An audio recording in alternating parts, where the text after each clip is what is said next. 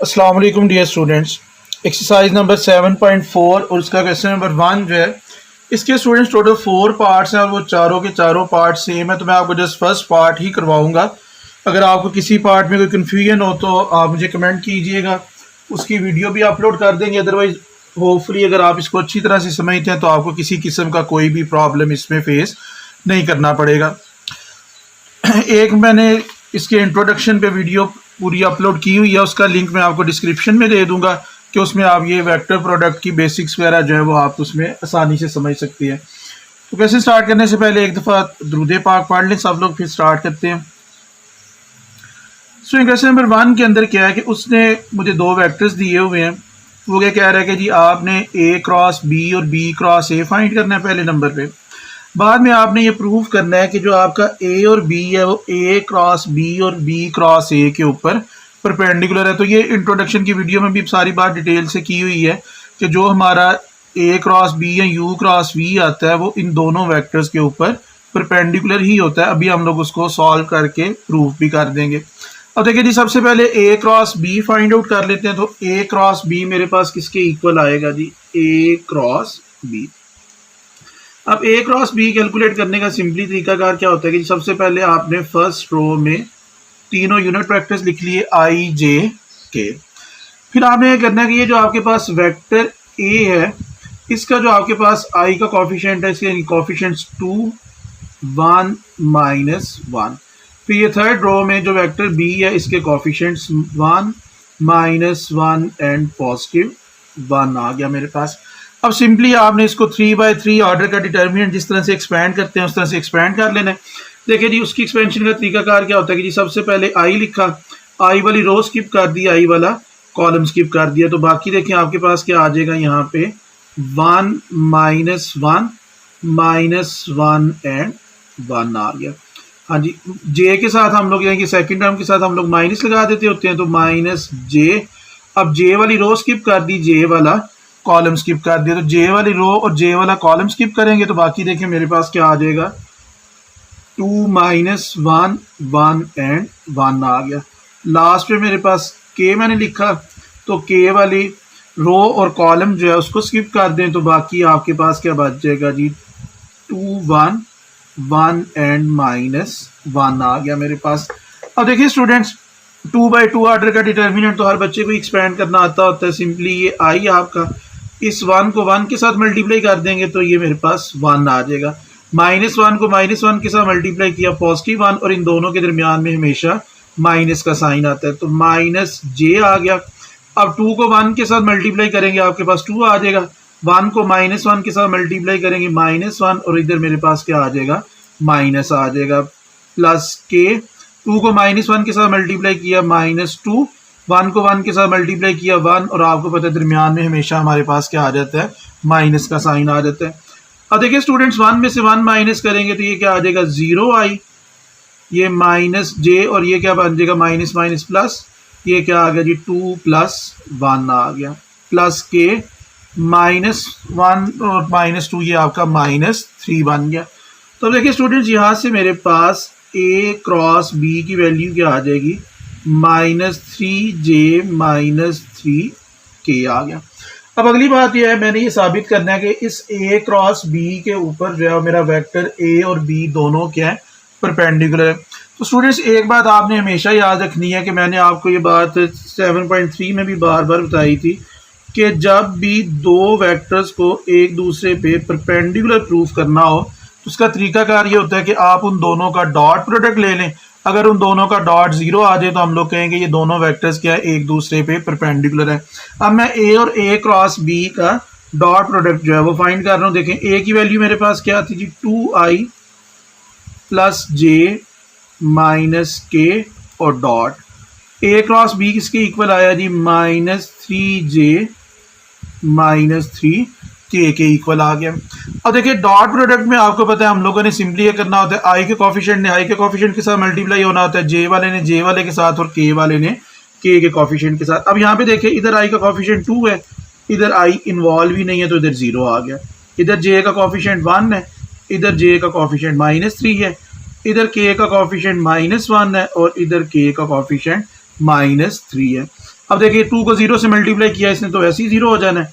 तो ये आपके पास क्या आ गया जी -3 और ये माइनस माइनस +3 और इसका आंसर क्या आ गया 0। तो जब भी दो वेक्टर्स का डॉट प्रोडक्ट हमारे पास 0 के इक्वल आ जाता है तो उसका मीनिंग हमारे पास क्या होता है कि ये दोनों वेक्टर्स के हैं एक दूसरे के ऊपर परपेंडिकुलर है। तो एक चीज़ हमारी ये भी प्रूफ हो गई कि जो मेरा A क्रॉस B है वो क्या है A के ऊपर परपेंडिकुलर। अब मैंने इसी A क्रॉस B को B के ऊपर भी परपेंडिकुलर शो करना है तो उसके लिए देखिए मैं क्या करूँगा B का डॉट प्रोडक्ट ले लूँगा A क्रॉस B के साथ।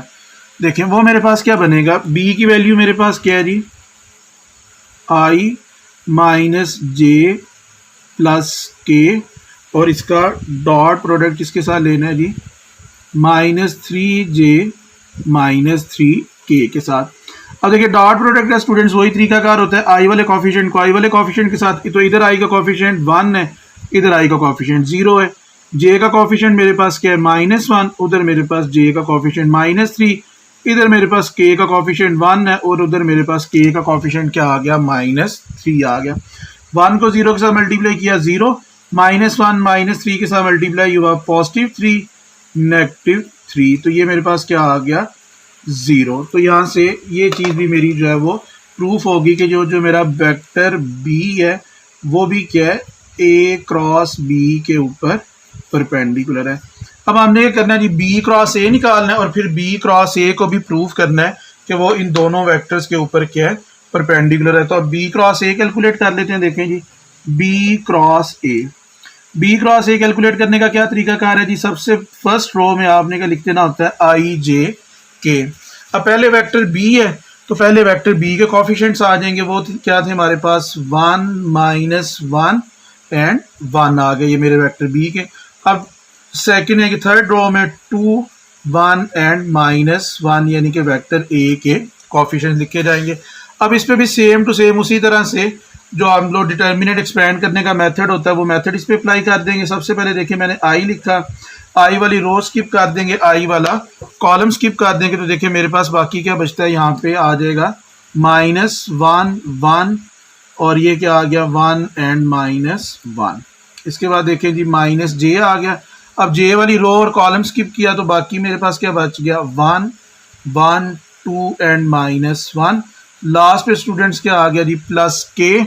अब k वाली रो भी छोड़ देंगे और k वाला कॉलम भी छोड़ देंगे तो बाकी मेरे पास क्या बचता है 1 -1 2 एंड 1 आ गया। अब इसको एक्सपेंड कर लें। देखिए जी ये बाहर मेरा i जो है वो सेम एज इट आ गया।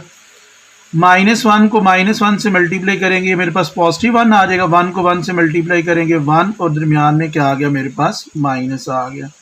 -j1 को -1 के साथ मल्टीप्लाई किया -1 2 को 1 के साथ मल्टीप्लाई किया 2 और दरमियान में क्या आ गया मेरे पास माइनस आ गया जी +k 1 को 1 के साथ मल्टीप्लाई किया 1 और ये मेरा 2 जब -1 के साथ मल्टीप्लाई होगा -2 और साथ में क्या आ गया मेरा यहाँ पे माइनस आ गया। अब इसको देख लें ये मेरे पास B क्रॉस A जो है ये किसके इक्वल आ रहा है जी ये आ गया मेरे पास 0i। ये बनेगा जी -3 और -3 जब इस माइनस के साथ मल्टीप्लाई होगा तो ये क्या आ जाएगा आपके +3j और ये भी क्या आ जाएगा जी +3k आ जाएगा। अच्छा स्टूडेंट्स अब ये जो एक रिजल्ट है जो आपको इंट्रोडक्शन के लेक्चर में भी मिल जाएगा कि u क्रॉस v और v क्रॉस u इक्वल नहीं होते। इसके साथ क्या लगता है एक आपका माइनस का यानी कि डिफरेंस आता है। तो देखें a क्रॉस b में -3 j -3 की आया था इधर आपके पास क्या आ गया +3j और +3k आ गया कि सेम आपका वो रिजल्ट भी प्रूफ हो जाता है। अब यहाँ पे मैंने क्या करना है a और b को इन दोनों वेक्टर्स के ऊपर यानी कि b क्रॉस a के ऊपर परपेंडिकुलर शो करना है। परपेंडिकुलर शो करने का एक ही तरीकाकार होता है कि हम लोग क्या करते हैं उन दोनों वेक्टर्स का आपस में क्रॉस प्रोडक्ट ले लेते होते हैं। तो वेक्टर a मेरे पास क्या है जी 2i + j -k आ गया और इसका मैंने डॉट किसके साथ लेना है जी b क्रॉस a के साथ। b क्रॉस क्या आया j क्या मेरे पास सॉरी b क्रॉस a क्या है 3j + 3k। अब डॉट प्रोडक्ट लेने का क्या तरीकाकार होता है जी i वाले कॉफिशिएंट को i वाले के साथ j वाले को j वाले के साथ और k वाले कॉफिशिएंट को k वाले कॉफिशिएंट के साथ। इधर i का कॉफिशिएंट मेरे पास क्या है 2 उधर मेरे पास i का कॉफिशिएंट 0 इधर j का कॉफिशिएंट 1 उधर j का कॉफिशिएंट 3 इधर k का कॉफिशिएंट -1 और उधर k का कॉफिशिएंट 3 आ गया आपके पास। तो ये आपके पास वैसे ही 0 हो गया। अब ये देखें 3 और ये -3 विच इज़ इक्वल्स टू 0 आ गया। तो यहाँ से हमारी ये चीज़ भी साबित हो गई कि ये जो मेरा वेक्टर ए है वो क्या है, परपेंडिकुलर है बी क्रॉस ए के ऊपर, क्योंकि जब भी दो वेक्टर्स एक दूसरे पे परपेंडिकुलर होते हैं तो उन दोनों का डॉट प्रोडक्ट जो होता है वो 0 के इक्वल आता है। इसी तरह से अब देख लेते हैं जी, नेक्स्ट जो है बी को भी इनके ऊपर परपेंडिकुलर प्रूव करना है। तो B dot B cross A किसके इक्वल आ जाएगा, वेक्टर बी जो है मेरा वो किसके इक्वल है जी, आई माइनस जे प्लस के, और बी क्रॉस ए मेरा किसके इक्वल है जी, 3j प्लस 3k के इक्वल है। हाँ जी, डॉट प्रोडक्ट आई का कॉफिशिएंट इस साइड पे 1, इधर आई का कॉफिशिएंट 0 है, जे का कॉफिशिएंट -1, जे का कॉफिशिएंट 3, के का कॉफिशिएंट 1 और के का कॉफिशिएंट इधर +3 आ गया। तो ये 0 -3 प्लस 3 और ये आ गया 0 के इक्वल। तो ये यानी कि मेरा वेक्टर बी जो है वो भी क्या है, ए बी क्रॉस ए के ऊपर परपेंडिकुलर है। एग्जाम में नॉर्मली ये सारी चीज़ें तो नहीं पूछी जाती, एक आध चीज़ ही पूछता होता है। तो सभी पार्ट्स इसके सेम है। अगर आपको कोई भी कन्फ्यूजन हो तो आप हमें कमेंट करें, हम वो वाले पार्ट की भी वीडियो अपलोड कर देंगे। उम्मीद है कि आपको ये समझ आ गया होगा।